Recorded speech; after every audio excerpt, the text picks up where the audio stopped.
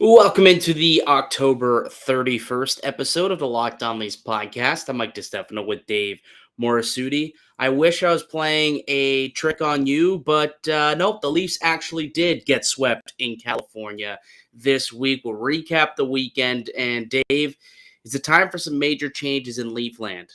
Well, we'll talk about it on today's show. All that and more coming up on today's edition of Locked On Leafs. You're Locked On Maple Leafs, your daily podcast on the Toronto Maple Leafs. Part of the Locked On Podcast Network. Your team every day.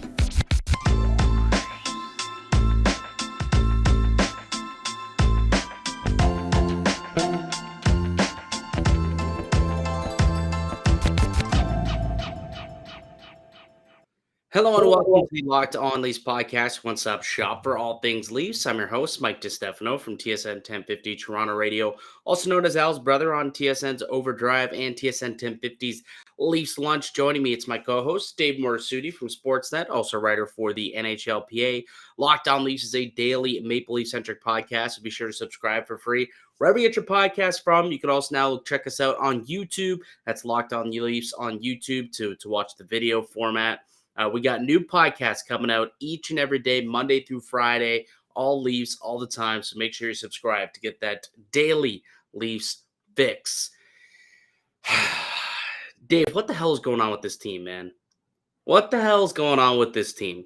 All right. Like, I expected much better results out of this California road swing. And it went way worse than I ever anticipated. They went into California and lost each and every game. Okay, they picked up 2 pity points in overtime. Yay! But they lost 3 straight to 3 non-playoff teams, including tonight's game, or last night's, once you're listening to this, against the league's worst team in the NHL, who hasn't been able to get a win in 7 games. Basically, since their season started, they have not been able to get a victory, and they come in, they claw back, 3-1 deficit, claw back, and win this thing in overtime and beat Toronto. What the hell happened? It's like they always do with these teams. They underestimate as soon as these teams decide that they want to, put pressure on Leafs and make the Leafs actually have to work for a win. Toronto just doesn't have the ability to do it. Simply put, does not come down to the other teams. Like, I don't care who I'm playing with on the ice. We think we're better than this team. We're gonna outwork them and we're gonna beat them, and that's exactly what's happening. Well, I think it's opposite. I think they know that they're not better than that team. Yeah. They're not better than the Leafs. So in order to win, they have to outwork them. Where it seems like Toronto is opposite. They say we should be able to beat you with our skill. Because you look at all the stupid turnovers, you look at all the mistakes, go look at every single goal that was scored tonight, outside of, I guess, like the game winner in overtime. You go and look at those, every single one is just a stupid nonsense skill play that someone's trying to make, thinking that they're too good, trying to make a pretty play, whether if it's Mitch Marner, a little backhand, or just a little fluff play to try and get it out of from behind the goal, or Tavares giveaway. Like, you go and look at every single goal. Even last night, Pierre Engvall going in over through the neutral zone, little fluff backhander through the neutral. Like, what are you doing? What are you doing? Why do you not think that these NHL caliber players are easily going to pick these pucks off and go the other way with it? Like, I just don't understand what the hell is going on here. I really just don't get it. The worst part about all this is you're looking at the comments. I always like to hear sometimes I don't want to hear a single word some of these guys have to say after the game, but I want to hear what they had to say after this game. I'm gonna read out. I'm gonna actually pull it up on the screen, and hopefully, it all works out. But this is the one here that really screams to me that this is a problem, especially from the player it's coming from. So this is what Mitch Marner had to say after the game. So Marner on the team's confidence, it's very high. We started off a lot worse last year, and everyone tried to put, you know, shambles in our brains. It's not going to happen with us. So here's my issue with this comment. Twofold. Mitch, how did last year end for your team? I don't understand this whole idea. It was worse last year.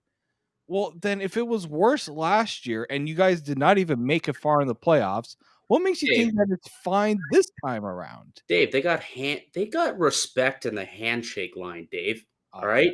I They forgot. got respect in the handshake line, okay? I So it's forgot. much better. Much better than the previous seasons. All right? Someone want to To your remind point though. To your I point. want to remind Mitch Marner that your losses have come against the Montreal Canadiens, the Arizona Coyotes, San Jose Sharks, Los Angeles Kings, Anaheim Ducks. The That might be worse, Anaheim. but it's not worse than last year, Mike. It's fine. Last year was way worse. Dude, the Anaheim Ducks coming into this game were ranked either 31st or 32nd in every single major statistical category. Not only in the actual numbers, the eye test would tell you that, but also the underlying numbers that we like to talk about and look at all the time. Expected goals for, expected goals against, goals saved above average, goals saved like every single one of those categories. The Anaheim Ducks have been among the league's worst all year round. And it's not like Anaheim came out and played outstanding tonight No, either. Like they're they didn't they really, were they weren't outstanding. They just took whenever Toronto made a mistake, they capitalized in it. And this is what Toronto's problem has always been. They are a great team. They have the skill to be a good team. But when they make a boo-boo, it always comes back to bite them in the ass because they try to outsmart and outthink and they try to just out what's the word I'm looking for here? I'm so flustered I can't even speak right now over what's going on here. But like they just think that they can outclass you. That's what I was looking for. They try to outclass opponents, and it's just not gonna work in the NHL. This is the NHL. I'm sorry, it is. I'm curious. Like I'm looking online and I'm seeing so much fire Keefe, fire Dubas, trade Marner, trade Hall, trade this guy, strip the captaincy off of John Tavares. I mean, something has to happen, no? Like, obviously, not all of those things are going to occur. But don't you think after the road trip that we just saw, like something has to happen, no? something has to change. Like you can't go into you can't return home saying everything's fine, status quo is going to remain the same because that's what's been happening for the last few years, and it's kind of I think allowed the players to have the mentality to think that everything is okay and you know we'll figure it out. We'll figure it out. That seems you know what that should have been the Leaf slogan this year. We'll figure it out. Yeah, we'll figure it out instead of the what was it again? Forever don't stop or Oh, yeah, forever don't stop or whatever the no. hell it That, was. Yeah. it should have been we'll figure it out. That should have been the Leaf slogan for this year. Well, all right. So Leafs 4-3 loss to the Anaheim Ducks tonight.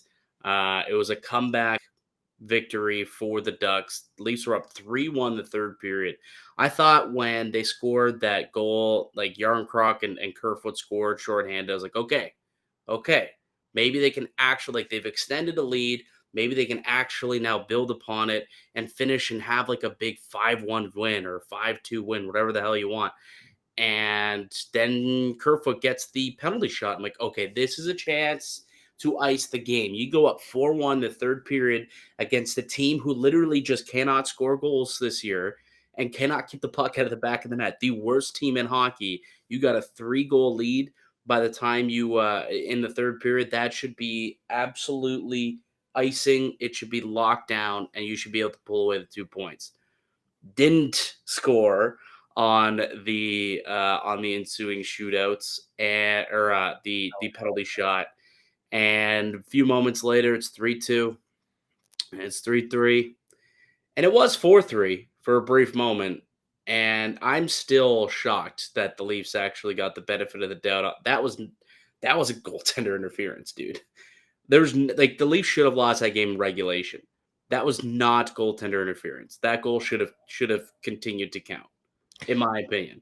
I'm a little surprised it took that long for the goal, like for the refs to reverse that.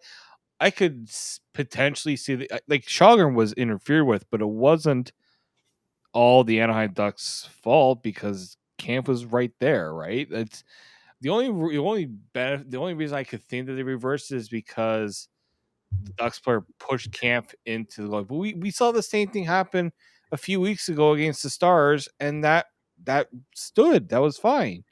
Like I don't this is I'm not even going to talk about the officiating because that the Ducks got screwed. I think worse on the shootout on the penalty shot call. They got screwed twice. They Yeah. got screwed twice. Like, let's be honest here. There should have been like 100% Derek Grant should have had a penalty shot, Yeah. and 100% that goal should have counted, in my opinion. I don't understand how they found enough evidence to overturn the call on the ice of a good goal. I really don't get how they did, but I mean, conspiracy theories were flying out there. That old Don't even give me no. I don't Jerry want to hear Bettman and his minions. Jerry Bettman and his minions were Oh, yeah, out there making. they're trying to help the team that hasn't won a cup since '67 win a game. That's it. Good argument there, guys. Good Against the league's worst team in the Anaheim Ducks. Yeah. But didn't matter. Didn't matter. You know, they battled through the adversity. Not something that we've seen a whole lot here in Toronto. They battled through the adversity, had the goal waved off, took it to overtime, and ended up winning in overtime. Right? That's it. Ended up winning. And the thing that really, really is upsetting is I thought that the game was over in OT. I thought Mitch Marner ended that thing, and Gibson just robbed Mitch Marner. I was Alex Kerfoot already celebrating like we saw in the first period. We can get to that in a minute. And I was already celebrating, like, all right, there it is. Boom. They got the 2 points. They actually pulled out the win in overtime. And then Gibson's like, I don't think so. Swipes it off of the goal line. And I don't know how they weren't able to stuff that puck into the back of the net. I really have no idea still to this day. I'll say this. Marner didn't exactly get the best shot off. Like, he made that extra move and he went down low. And that's the one place that Gibson could actually stop it. But it was a heck of a save. I mean, that was pure class from John. It's funny. John Gibson, one of the worst goaltenders in the league this year, and he comes up with that type of save. Lovely. Dude, it wasn't even John Gibson? Yeah. Hold on. Why did I think it was Chris Gibson? Was it Chris Gibson in that tonight? Chris Gibson. Are you thinking of Marley's former Marlies? Yeah, I don't know what I was thinking. Of course, it was John. Oh, no, it was John Gibson, man. It's don't even mind. I don't know why. I thought I was. Never mind. Don't even mind me. What I'm thinking about John Gibson. John Gibson, who came into this game with a 4.45 goals against average and a .884 save percentage. Yeah. And he kept the Leafs to 3 goals that, like, that's where we're at right now in Leafland right now. Yeah. There's a lot more to dive into this game. We got to chat about the Marner benching. We got to chat about what this team does next. We got the good, the bad, the ugly, and so much more. But before we continue, Dave, let me tell the good folks about one of today's show sponsors, and that's betonline.net. It's your number one source for betting hockey this season. Find all your latest player developments, team matchups, news, podcasts, and in-depth analysis on every game. And as always, BetOnline remains your continued source for all your sports wagering information with live betting and up-to-the-minute scores for every sport out there. The fastest and easiest way to check in on all your favorite games and events, including MLB, MMA, boxing, and golf. Head to the website today or use your mobile device to learn more. BetOnline, it's where the game starts. Welcome back into the Locked On Leafs podcast. I'm Mike DiStefano with Dave Morassutti. We are reacting to the Maple Leafs loss to the Anaheim Mighty Ducks. Also the loss to LA as well. Just swept on the weekend. Only able to pick up 1 out of 4 points and only picked up 2 out of 6 points on the California swing after they lost to San Jose as well. Not what we were anticipating going into it. I thought for sure, like last year, the California road trip kind of is what propelled this team into the year that they had a season ago. And this isn't going to propel a team into anything. Like absolutely anything. Like if we go back to that Mitch Marner quote that David Alter had posted earlier today, like he's saying that they feel fine. They feel like they're just as confident, even more confident. I don't know how that could possibly be the case after you look at how you've played those games. If you go back and you look at the first 9 games, okay, yes, your record is the same. And if you want to, say that you were scoring more goals per game, sure, okay, the baseline stats would indicate that you are playing better so far. But if you go look at the underlying numbers and use your eye test, you are playing far worse despite having the same record. So that meant diddly squat to me when he said that. Because it's like, okay, you can't sit there and say that you guys are playing well. And you can't sit there and say that you guys have confidence. You could barely make a tape to tape pass right now. And legitimately, Austin Matthews said like 2 games ago that he'd been gripping his stick because he wasn't scoring. You're not gripping your stick if you're confident, right? So No. like the amount of backpedaling that this team has been doing, and they're just like keep putting their foots in their mouths. It's really starting to get on my nerves. It's starting to annoy the hell out of me. And it really just seems like a lot of the time they're more focused on what's going on externally within the fan base, within the media, than what's going on internally with their own situation. Yeah, like when Morgan Riley is talking about like Justin Holl and how he's a great player and all these things, like we know exactly what Morgan Riley's trying to do. He's trying to deflect the outside noise about Justin Holl and him being the whipping boy, and deservedly so. And he's trying they're trying their best to not make it seem like the outside noise has influenced him, when we know for a fact the outside noise is what's influencing their issues. Mentally, what's been going on with this team, it has a lot to do with how, I guarantee it has a lot to do with what's going on and being said outside, because we know for a fact some players on this team take that to heart. Yeah, 100%. Like, absolutely. After the game, Sheldon Keefe was asked about his job security also, which I thought was like, thankfully, someone asked him about that because Yeah. it's I think getting it to that was time. that asked it. Who asked that? Kevin McGran from the Toronto Star. I think that's what James Myrtle said. Shout out to Kevin McGran for having the balls to ask that question after that game. So, but the answer that he received was, "quote I'm just going to focus on what I can do here. I got a job to do with the group. Our group has responded in the past. I thought we were responding well here today." You did? You thought you responded well today? And then he continued to say, "Hey, we got to get home and get rested. Going to get some healthy bodies in our lineup here soon, too. So those kinds of things will give us a boost." So he says that, and we obviously know one of those healthy bodies is Timothy Liljegren and potentially Jordy Ben. Yeah. So is this going to be, okay, Philip Kral and Rasmus Sandin, you're coming out. Liljegren, Rasmus Sandin. David, if Justin Holl is in this lineup in and the that's next what I game, I swear to you, David, I swear, I am coming on this podcast and I am denouncing any affiliation with the Toronto Maple Leafs team. That guy, it's not even that I think that he's the worst defenseman in the league, which he's been for legitimately the last 2 weeks, but I think he just needs a night up in the press box to clear his head so that he could kind of get back to playing hockey, because what he's doing right, like he literally has zero confidence in himself right now.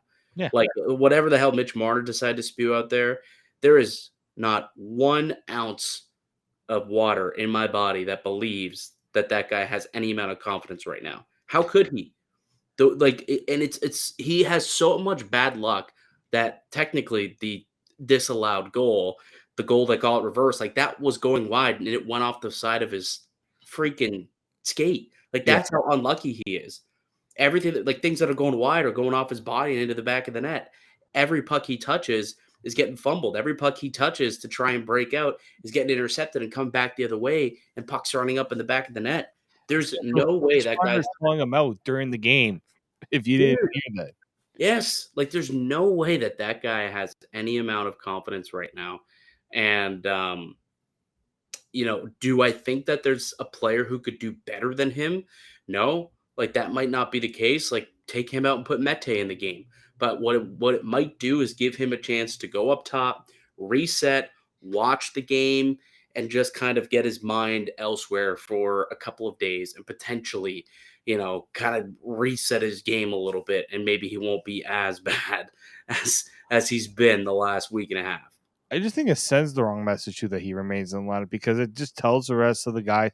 He tells like a Victor Mete, you know what, Justin Hall's been absolutely brutal, but we don't think you're better than him, so you're staying out of the lineup. Like for one game, you're telling me Justin Hall can't take a seat for Victor Mete, who I don't think has been brutal. He hasn't been great. He hasn't been brutal.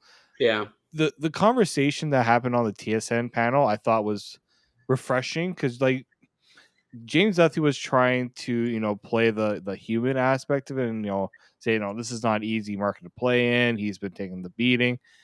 But like Jeff was just like, but he explains why that's the case. A guy who's 6'4" and my God, I don't think I've seen Justin Hall throw a body check this season. No, I don't think so either. Body check, a poke check, is he, or a cross check?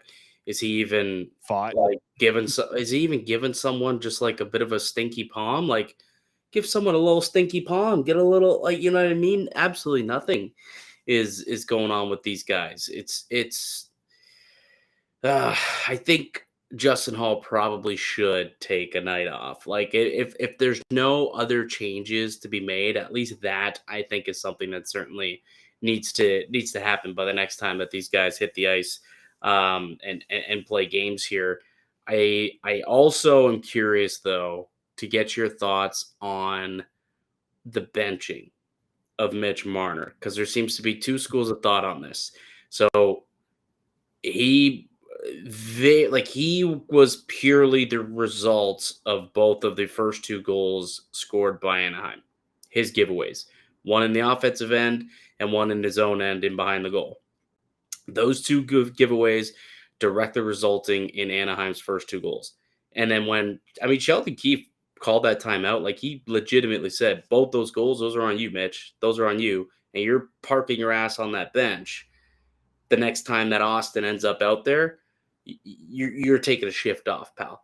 He got benched for one shift. Was it enough though, Dave? Was one shift enough of a punishment for Mitch Marner to you? No, not at all. I thought Mitch March should have been taken off that line. Put somebody else up there. That's not punishment though. I don't think he should have been taken off the line. I don't think he Well, should have been taken off the bench. no, I think he should have been stapled to the bench for the rest of the game. Like Yeah. he went down the tunnel to smash his stick, which to me screams immaturity. Like, look, Oh, do it, do it on the ice because like it looks bad when you're leaving the bench. that's my Well, ugly. yeah. That was my ugly for tonight. Mitch Marner's response to getting benched. He literally left his teammates on the bench, left, grabbed a stick, went down the tunnel like a little baby, and had a little hissy fit. It was such a bad look, an incredibly bad look, Yeah. and it was just, it honestly irked me. I'm still upset over it. Like that's and you're gonna tell me that that guy has confidence right now? That guy's happy right now? He's all happy go like, no, man. We could tell that whatever you're saying to the media is so two-faced, and it makes things a lot worse, to be quite honest with you. Can I But hear? So I earlier in the podcast I told you what Mitch Marner's response was after the game. mhm, This was Austin Matthews' response after the game. It starts with us. It starts with myself. So he's yeah. putting some onus. He's putting some ownership on the struggles to say, you know what, I need to be better. Well, I think like if you also like Marner did have some similar verbiage Mhm. post game. He was quoted saying, "I put a lot on my shoulders, put a lot of pressure on myself, and I wasn't happy with the second turnover, especially. I want to make sure that I'm doing better and that I'm helping this team win, and I got to be better than that." So, I mean, he also took some ownership post game. But I mean, in the heat of the moment, I think it speaks to the lack of maturity that this team has. That he can't handle a little bit of punishment. He can't handle accountability, because that's what that is. Yeah. That's accountability, and he can't handle it. And that's exactly what we in the media were talking about 2 weeks ago when he came out And Sheldon Keefe said the elite players didn't play like elite players. And he felt the need to have to walk it back and had the need to have to sit down and talk to his players and say, hey, actually, this is where I was coming from. And we weren't sure exactly, like, okay, why did he do this? Did the players care? I think they cared. Like, I think it probably affected the relationship. And he did feel like he had to go and coddle more so probably Mitch Marner. And based on his reaction tonight about the one shift that he was held accountable for, that he was benched for, wouldn't be shocked if that had something to do with it as well. Yeah, no, like if that's the reason why you're as a head coach, you can't sit your player for the rest of the game, you shouldn't be the head coach, in my opinion. Because you're the one that ultimately decides who plays where on the ice and when. That's you have the ability to do those things, and you have to do it. Otherwise, are you gonna basically say that you're not gonna do it because you're trying to Well, do what means you you hold him higher than the team. exactly? You're trying to look out for the player and not the team. And guess what? If the team keeps playing like this, it's not Mitch Marner that's going to get taken out of off the team. It's you. So that's the other thing. Like who are you trying to protect here? You're protecting Mitch Marner, which is the wrong thing. Your responsibility is to the team, as Lou Lamoriello once said. It's all about the logo in the front, not the name on the back. Yeah. Yeah. No, you're right. Like if that was Dennis Mulligan or Nick Robertson or Zach Aston Reese who made those plays, you think that they're still playing in that game in the third period? And they're gone. They're not playing next game either. Probably not. Like Probably that. not. We Now, saw. I think scratching Mitch Marner would be a little too Oh much, yeah, right? I know. that's nuclear. You're sending every like Yeah, that's atomic bomb. way worse. Yeah. That's like some off ice stuff would have to occur for Yes. that to happen. I know you're not suggesting that either. No, no, no. I know you're not. But I do think that if you're going to send a message, and I actually respected Keefe for half a second when he did send out Austin Matthews, and it wasn't with Mitch Marner, and he parked his little ass on the bench for a shift, and I was hoping he was going to be longer. And then when he was out there on the next shift, I was like, the hell's the point? Yeah. That's What, like telling the what's the kid, point? go to the corner, for 10 minutes, and then a minute later, okay, you can come out. Yeah, it's like a little timeout, little 2 minute timeout. Well, okay, but then the fact that he left the bench, went sulked, broke a stick, came back, and then was still allowed to go out there and play That, after that having a was, little temper tantrum, hissy fit like that, I lost even more respect. It's like, dude, come on, come on. that like if I'm the head coach and I said, where did Mitch go? And if the trainer or someone told me, oh, he went to go and shatter his stick, I would have said, all right, tell him to go to the locker room and stay there. That's exactly what I would have said. I would have said, tell him to stay in the tunnel because he's not hitting the ice. Hit the showers. He's not allowed on the bench. Like, legitimately. He left his team to go and have a little hissy fit. It bugs me so much, man. Yeah. It bugs me so much, and it does speak to I'm the not. I'm not trying. immaturity and the lack of understanding and not wanting to be accountable for your actions. Now I know it'll get spun like, oh, he's a competitor, it was in the heat of the moment, and he was mad at himself, yada yada. But dude, you gotta choke it down. You gotta take that and then go exude that anger on the ice and score a goal and do something positive the next time you get out there. Yeah, you have to. Yeah.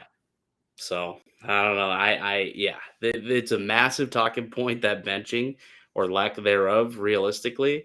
Um, I wish that it was.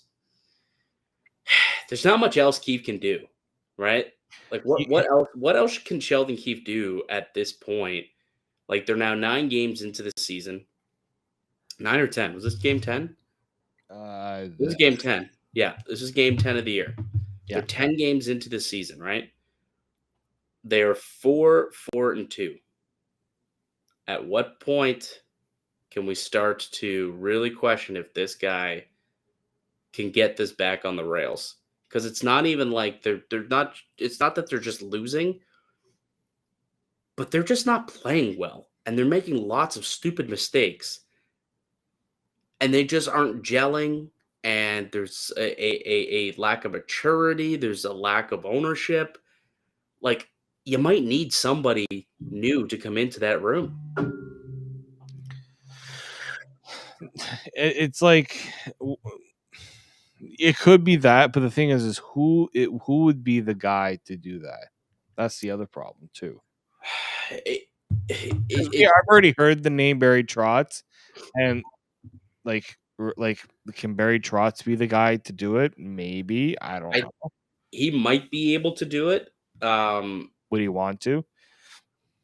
I don't know. I don't know if he would want to. I think that it would be a good conversation for him to have, right?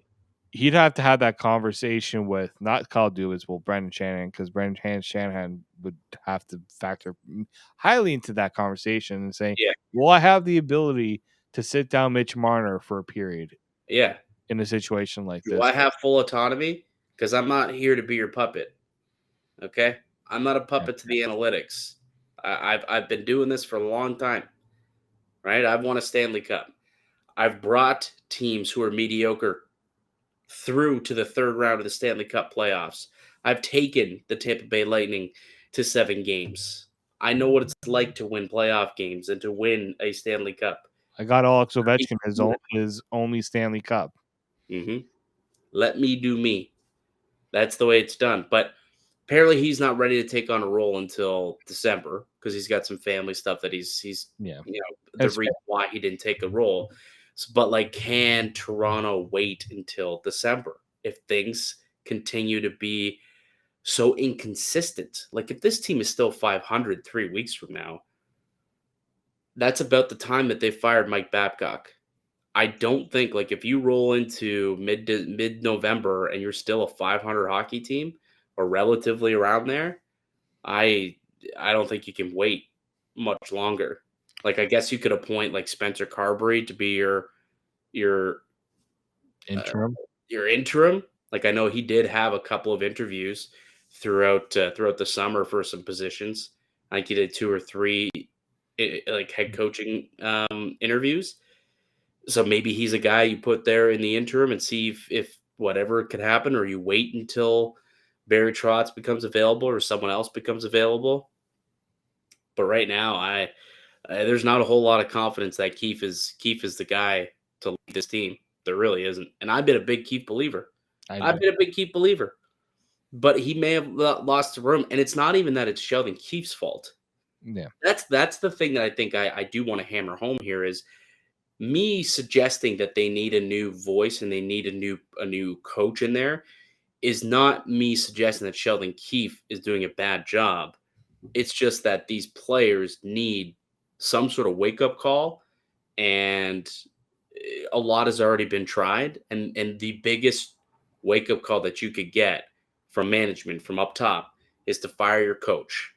And that could be a wake up call that this team needs to say, okay, you know what, maybe we got to kick this thing into third gear here. Like, we got to get going because this is unfair. You would think you'd be able to do that by yourself after, yeah. series of first round eliminations, and all of these rumors are already starting to swirl about how your coach is kind of on the hot seat. But it doesn't seem to be working here, Dave. Doesn't seem to be working. It's frustrating when you see what the Boston Bruins have done this season Hmm. without Brad Marchand, without Charlie McAvoy, and Hmm. they're like dummying teams. Hmm. And then the worst part about this is like I can't put this on Sheldon Keefe because the Mike the pretty much the players got what they want when Mike Babcock was fired. Hmm. The players would potentially be getting what they want again if they fired Sheldon Keefe. At what point does Kyle Dubas kind of tell the players, you know what? We don't want to give you what you guys want. We want to think of what's best for the team. Maybe we need to start sending messages to these players a little bit here. Throw out a little. Sometimes management will throw out a player's name in the trade rumor mill just to kind of get the player to kind of a bit of a wake up call. We've seen that happen before. I just don't know if like to fire Sheldon Keefe would the players would take responsibility for that. It wouldn't let the players off the hook, but it would almost give the players what they would want. I don't know if they want Keefe gone. I think they like Sheldon Keefe. I don't know if they want them. Like they hated Babcock. I Mhm. don't think they hate Sheldon Keefe. So like I think it's a little bit. It's a bit of a different situation. Mhm. And I think that they would feel a lot worse Oh about yeah. getting their coach fired now today than they would have a few years ago, where it literally seemed like they were playing to get their coach fired. I don't think they're playing to get their coach fired. I just think they're not playing with any purpose, with any heart right now. Is that Keith's fault? No, I think he's done a lot. Like he's used up a lot of bullets early in the year to try and rev up his team. Like day 2 of camp, he's sitting there barking at the guys. We got to be effing better. Come on, we're not doing this hard enough. We got to be hard. Let's go. This is training camp. Day 2, he stopped practice, started barking at these guys. After game 1 of the season, he called it an unacceptable performance, right? And then after the Arizona game, he called out and said, our elite players aren't playing like elite players. And then tonight, threw the lines in a complete blender. He's trying everything. What else, what more can he do to wake this team up? I don't think there's anything else that he could do. They got to do it themselves. Yeah. And if they're not going to do it themselves, then the only thing I think that Toronto could do, and that's Kyle Dubas and Brendan Shanahan, is fire the coach. Is that the wake-up call that this team needs to get them going? Like that's the only reason why I think that, like, it's very similar to what happened in Vancouver last year, right? Travis Green wasn't a bad coach. He was a very good coach. Many like intelligent hockey people I spoke to said he got the raw end of the stick there.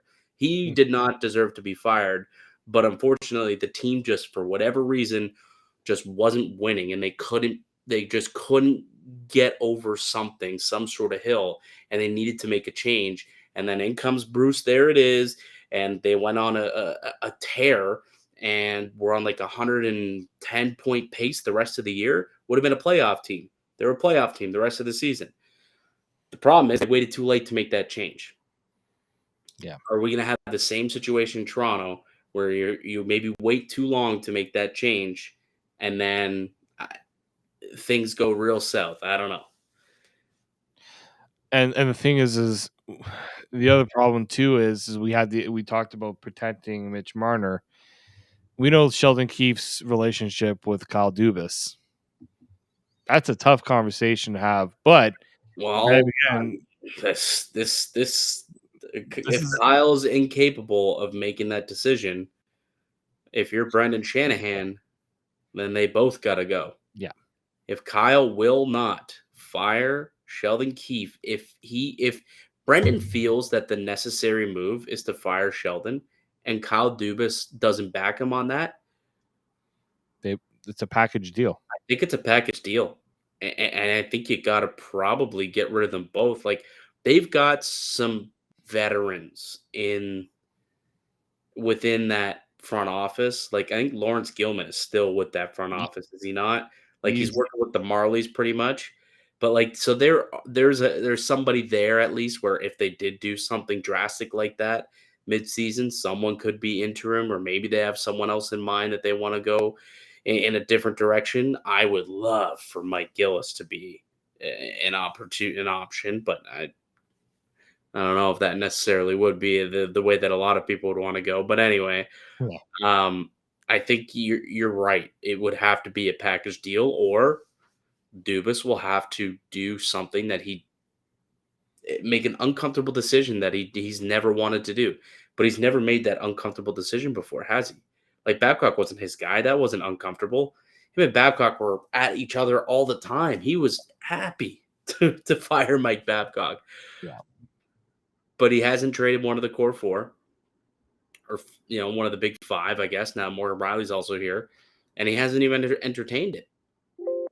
That would be too difficult of a decision for him to make. Too difficult of a conversation. And really, I mean, they also have like 4 or 5 assistant general managers. Yeah, they do. But I mean, I was just looking at that and trying to think if he was like, oh, who would take over? I'm like, well, got 4 or 5 people you could choose from that are assistant. Yeah, but like you want someone who has experience, a lot more experience. Oh Like yeah, definitely. Haley Wickenheiser, like is she ready to be a full-time NHL general manager? Like there's Yeah, probably so much more she needs to learn before she can get there. well, is she even working full time with the Leafs as well? Like, I don't know, but she's technically an assistant yeah. general manager, technically. Like, I think the problem here is that, Ryan Hardy was a GM of the Chicago Steel a year ago. Is he ready to be the general manager of the Toronto Maple so Leafs? I Probably actually not don't yet. think Lawrence Gilman is with the team anymore. I was just looking at that. So he is though. So there I think was some.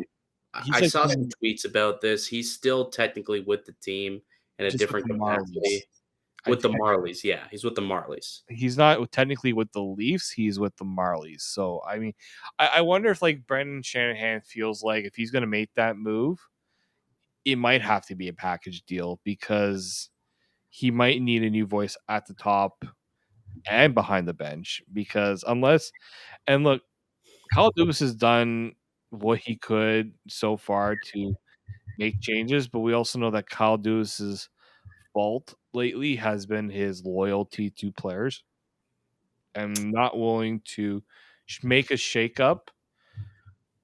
Like I don't know if it's not, I don't think it's to admit that he's done anything wrong, but it's just he feels he has to stick to the process.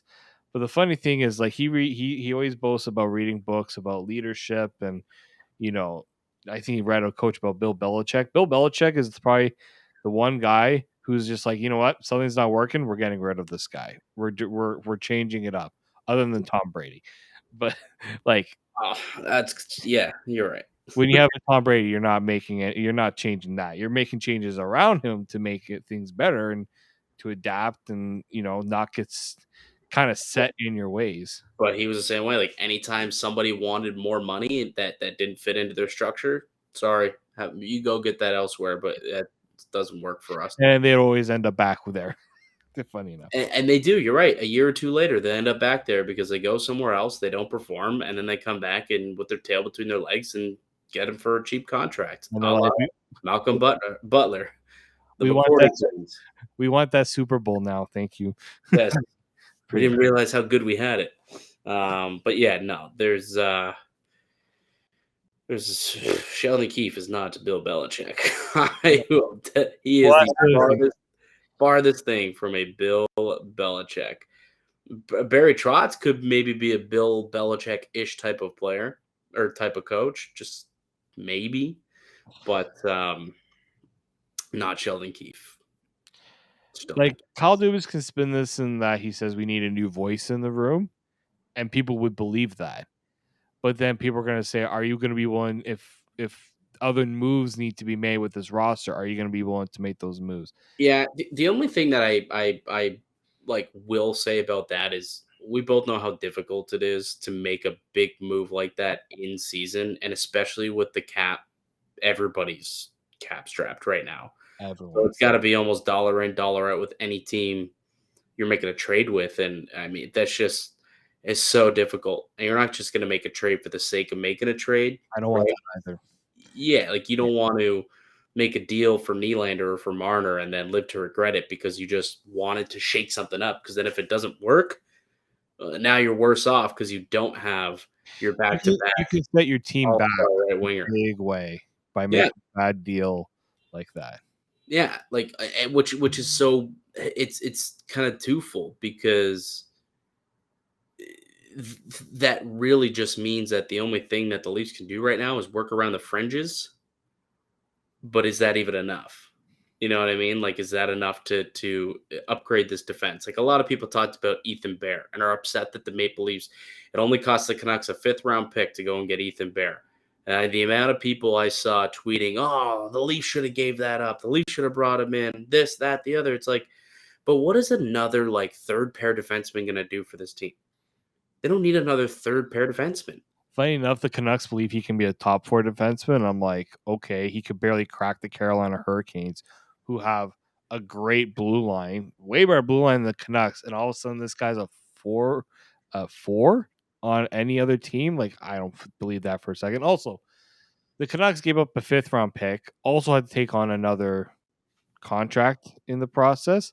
The Leafs can't move a pick for another player. They have to actually trade players A because body. they're at the 50 contract limit. Yeah.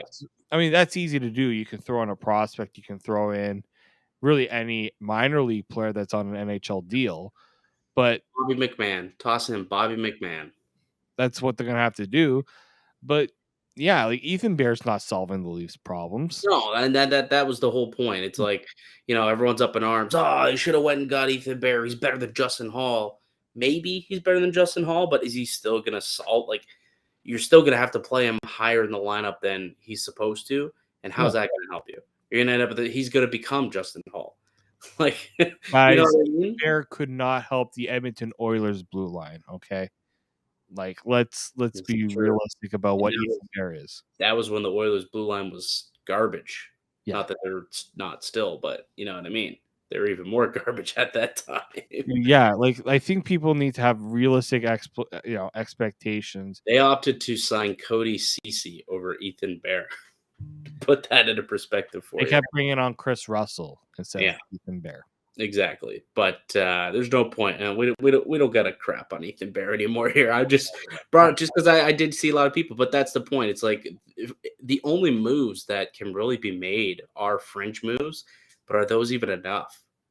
Like until you get the ultimate buy-in from your top guys, Yes. from the Marners, the Matthews, Willie. Like I think you got that in Riley. I think Riley's bought in. I think John Tavares is Tavares is bought in, and he's somewhat limited at this point in his career, but he's bought in ish. But if you don't get it from those big boys, what are you going to get? Yeah. That's I think look at who won the game for the Anaheim Ducks. Trevor Zegras. Yeah, He scored 2 goals in that game. Who won who played well against the LA Kings? A lot of people talk about Trevor Moore, Carl Grunstrom, Sean Dursey, but it was Gabriel Velarde, it was Kevin Fiala, it was Victor Arvidsson. The big boys. Philly to know. Oh yeah, Philippe Edeno, the Leaf killer. Oh my Like god! San Jose, Eric Carlson, right? Like Yeah, Logan Couture. those are the players that are killing the Leafs right now. It's not before it used to be, the lower tier players that the Leafs just overlooked. Dave, their best players are beating our best players night in, night out. Yeah. That is the problem. Our best players, the Maple Leafs' best players, Are being outplayed. the elite players of the Toronto Maple Leafs are being outplayed by other opposition's top players because ours are not playing elite. Goes right back to the same conversation that Kyle Dubas or that Sheldon Keefe has been having for 2 weeks now. That the Leafs elite players aren't playing like elite players and they're getting beat by opposition's good players. That is the problem. And the problem is that he walked back that comment and he keeps saying, I'm seeing good things. Well, seeing is not showing up on the score sheet in the win column. Because I'm seeing the Boston Bruins best players being the best players and that leading to the win column. Because when people keep asking me, how are the Boston Bruins doing this? I'm like, go look and watch their games and see who their best players are. And then tell me whether or not the Leafs are getting that from their best players. I just got a I'm hearing that. massive text from a guy we went to school with. I'm not going to say his name. Is it a guy we went to school with or just you? We went to school with him. I'm Uh-oh. not going to say his name. I'll tell you off air. But basically, he has had enough. He is fed up. There are many messages No. from this gentleman. He is fired up and he is ready to trade Mitch Marner. We've gotten to the point where people want Marner gone. They're fed up. They're done. They think that his emotional maturity level is not suitable for this market. And that might be a conversation we might have to have with ourselves tomorrow, Dave, because we got to put a pin on this conversation and maybe we can pick this back up again tomorrow. But that'll do it for us here today on the podcast. I'd like to thank you all for listening and supporting the show. You can subscribe to the Locked On Leafs podcast on all podcast platforms and receive daily Leafs content. Follow myself on Twitter at Mickey_Canuck. Follow Dave at D_Morassutti. Follow the show at Locked On Leafs. We'll be back with another episode tomorrow. But until then, keep it locked right here on Locked On Leafs.